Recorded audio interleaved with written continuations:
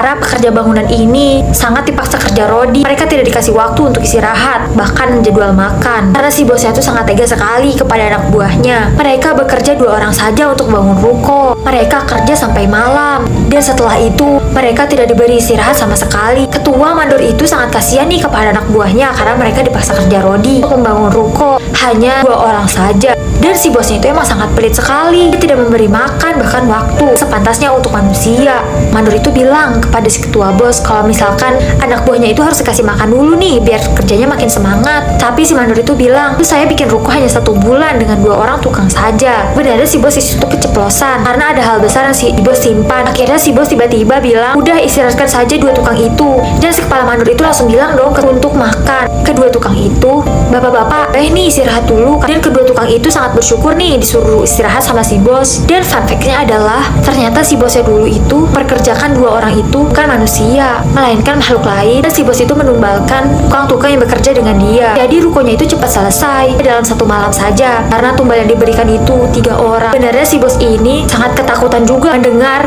2 orang bisa menyelesaikan ruko banyak. Dan ketika 2 tukang ini mau nyari makan nasi, tukang nasi Portugal itu udah tutup. Akhirnya ada tukang bakso nih. Cuman ternyata tukang bakso itu sebenarnya makhluk yang ingin mengisengin aja nih. Cuman karena si 2 tukang ini mendoakan si tukang bakso ini yang baik-baik aja, jadinya si tukang bakso tidak jadi nih untuk menjahili kedua tukang ini yang sedang lapar. Tukang bakso ini malah memberikan bakso yang sangat enak kepada 2 tukang ini, bahkan sambil dibungkusin juga untuk keluarga-keluarganya. Sebenarnya si bos di sini ada berpikiran buruk nih buat numbalin 2 tukang manusianya ini. Namun si bos malah kepikiran untuk numbalin tukang bakso aja. Dan si bos pura-pura pesan bakso dan dia minta dianterin ke belakang ruko. Setelah dari situ si bos malah ngomong pura-pura. Padahal si tukang bakso ini ngira kalau si pak bosnya juga baik nih, dia malah mulangin si kedua karyawannya.